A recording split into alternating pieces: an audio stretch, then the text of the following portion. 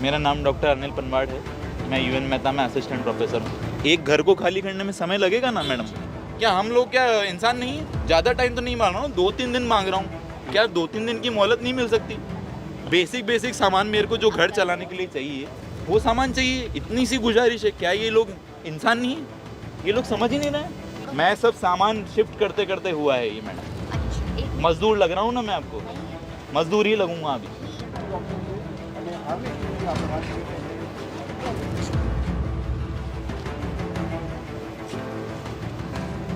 तारीख 13 जून और समय रात के 9 बजे।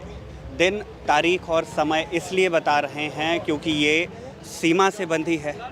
सीमा उनके लिए जो इस जगह पर, माने हमारे पीछे जो जगह है, जो डॉक्टर्स का हॉस्टल था जहाँ पर अहमदाबाद एयरपोर्ट से उड़ी प्लेन क्रैश कर जाती है, वहाँ के रहने वाले डॉक्टरों के लिए ये समय सीमा थी, डेडलाइन थी कि आज यानी 13 जून की रात 8 बजे तक उन्हें अपने कमरों को खाली करना है, और अगर कमरा खाली नहीं होता है तो फिर उस पर ताला मार दिया जाएगा।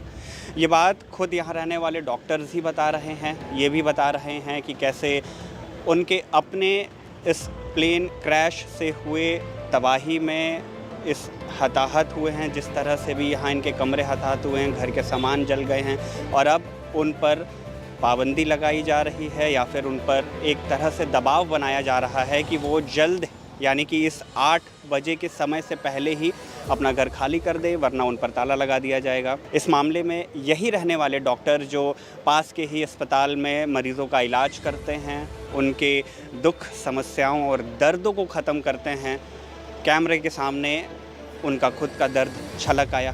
क्या कुछ बोला उन्होंने, आप भी सुनिए। रेजिडेंट हर कमरे में 4-4 रेजिडेंट, 5-5 रेजिडेंट डॉक्टर हैं। जो कोई रेजिडेंट उस समय ड्यूटी पर थे, अभी वो लोग जो ड्यूटी पर नहीं थे वो मर गए। जो थे वो वहाँ से यहाँ पे उनको बुलाया गया, उनके सामान खाली करवाए जा रहे हैं। ये सही नहीं है।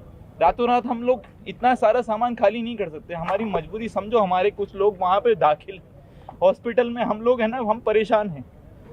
इतना आसान नहीं होता है रातों रात खाली करना। हमको 2-3 दिन की मोहलत मिलनी चाहिए। मैं आप लोगों के आगे हाथ जोड़ के विनती करता हूँ, प्लीज़ यार, मेरी बच्ची वो एडमिट है, मेरी घर की मेड एडमिट है, प्लीज़ मुझे 2-3 दिन का टाइम दो घर खाली करने के लिए। प्लीज़ मेरा मैसेज ऊपर कन्वे करो। मैं यहाँ पे हेल्पलेस हूँ, मेरे घर वाले नहीं हैं, मैं गुजरात से नहीं हूँ, मुझे माफ़ कर दो। मेरी कोई गलती नहीं है, मैं अपना काम कर रहा था हॉस्पिटल में। प्लीज आप मीडिया वाले सब लोग यार मेरी हेल्प करो, प्लीज यार। आपका नाम क्या बताया आपने? मेरा नाम डॉक्टर अनिल है। प्लीज, आपकी क्या मैं यूं ही नहीं रो रहा हूँ, मैं परेशान हूँ। आपकी डिमांड क्या है? मेरी डिमांड सिर्फ इतनी है, हमको थोड़ा वक्त दिया जाए यहाँ से सामान शिफ्ट करने के लिए। हमें थोड़ा वक्त दिया जाए। कल ही ये सब इंसिडेंट हुआ है, हादसा कल ही हुआ है। हमको आज ही ये सब खाली करने के लिए बोला जा रहा है, हमें अल्टीमेटम दिया गया है। प्लीज थोड़ी इंसानियत रखो प्लीज। मेरी बच्ची एडमिट है वहाँ पे, मेरे को वहाँ होना चाहिए अभी। कितने वक्त से आप इधर हो? कितने साल से? मैं 4 साल से यहीं पर हूँ। मैंने पूरी डिग्री ली है, डीएम कार्डियक एनेस्थीसिया यहाँ किया है यूएन मेहता में। कल जो इंसिडेंट हुआ तब आप कहाँ थे? मैं ड्यूटी पर ही था अपनी ड्यूटी पर। मेरी वाइफ भी वहीं पर है, हम दोनों असिस्टेंट प्रोफेसर हैं, हम दोनों वहाँ पे काम पे थे। हमारी बच्ची और मेड यहाँ पर थे। वो उन लोगों को यहाँ पे एम्बुलेंस ने और सभी लोगों ने, जो बॉडीगार्ड हैं, उन सब लोगों ने बचाया। फिर हम यहाँ पे आ गए थे, भाग के आए गाड़ी लेके, और फिर हमने उसको 108 में लेके हम गए 1200 बेड में। वो दोनों अभी सकुशल हैं, लेकिन वो लोग की कंडीशन इतनी अच्छी नहीं है कि मैं उनको छोड़ के आ सकूं। मैं दूसरे के भरोसे छोड़ के आया हूँ। समझिए आप, मेरी इतनी सी गुजारिश है कि हमको थोड़ा सामान निकालने का समय दिया जाए। ऐसे एकदम नहीं निकाल दें, हम नहीं कर पाएंगे इतना सारा सामान, एकदम बहुत मुश्किल है। थोड़ा सा इंसानियत रखें, थोड़ा सा समय हमें दें, थोड़ा सा हमें बस टाइम चाहिए, हम चले जाएंगे। हमको बस सामान शिफ्ट करने के लिए थोड़ा सा वक्त दीजिए प्लीज़। आप कहाँ से? हम राजस्थान से हैं और मेरी वाइफ महाराष्ट्र से है, अकोला से। मैं राजस्थान कोटा से हूँ। हम दोनों यूएन मेहता में काम कर रहे थे। हमारी बच्ची यहाँ थी, धुएं में थी, वो उसको काफ़ी लंग में डैमेज हुआ है। अभी वेंटिलेटर पे नहीं है, पर मेरे साथ जो डॉक्टर साहब थे उनके बच्चे वेंटिलेटर पर है। वो लोगों की कंडीशन अच्छी नहीं है, वो एकदम खाली नहीं कर सकेंगे। आप, मेरी विनती सिर्फ इतनी सी है आप लोगों से कि मेरा मैसेज पहुंचाया जाए, ऊपर जो भी बैठे हैं कमिश्नर लोग, सभी लोग, प्लीज़ हमें थोड़ा सा मोहलत दो, टाइम दो। हम लोग यहाँ का सारा सामान खाली कर देंगे। थोड़ा वक्त लगता है, गाड़ियाँ एकदम समय लगता है, थोड़ा सा सामान हम धीरे धीरे, काफ़ी सारा तो सामान लेकर गए हैं, पर हम थोड़ा सा और सामान हमारा रखा है। और भी लोग हैं, कई सारे लोग अभी तक जो बॉडी नहीं निकली है, प्लीज़ कृपया करके उन डॉक्टर साहब को जो वहाँ पे हैं उन सभी को प्लीज़ निकाल दीजिए, उनकी बॉडी सबको हैंड ओवर कर दीजिए प्लीज़। आप इस कौन से इतना- ब्लॉक में रहते हैं, कौन से बोर्ड हम में? अतुल्यम 1 में रहते हैं, 201 में। हमारी किस्मत अच्छी थी कि हम किस्मत से बच गए, लेकिन हमें प्लीज़ जो अब सामान जहाँ है पे वो रहते थे, खाली वहाँ की करने अभी का condition टाइम क्या है? दीजिए प्लीज़। आप जहाँ पर रहते थे वहाँ पे कंडीशन अभी क्या है? कंडीशन, पूरा घर जल चुका है, सब तहस नहस हो चुका है। जो बचा हुआ सामान है, बर्तन भांडे, थोड़ा बहुत खाने पीने का सामान और थोड़ा बहुत हमारे जो कीमती जेवर थे, लैपटॉप और मोबाइल, वही सब सामान हम बस लेके जा रहे हैं, क्योंकि हम हॉस्पिटल में नहीं रख सकते। हमारा कितना वक्त आपको दिया है? हमें आज ही का दिन दिया है सर, दिन यही तो क्या? मुसीबत है। अभी बस अब जो रात का वक्त बचा है वो बस ये 8 बजे का, ये तो ताला लगाने के लिए बैठे हैं। जी।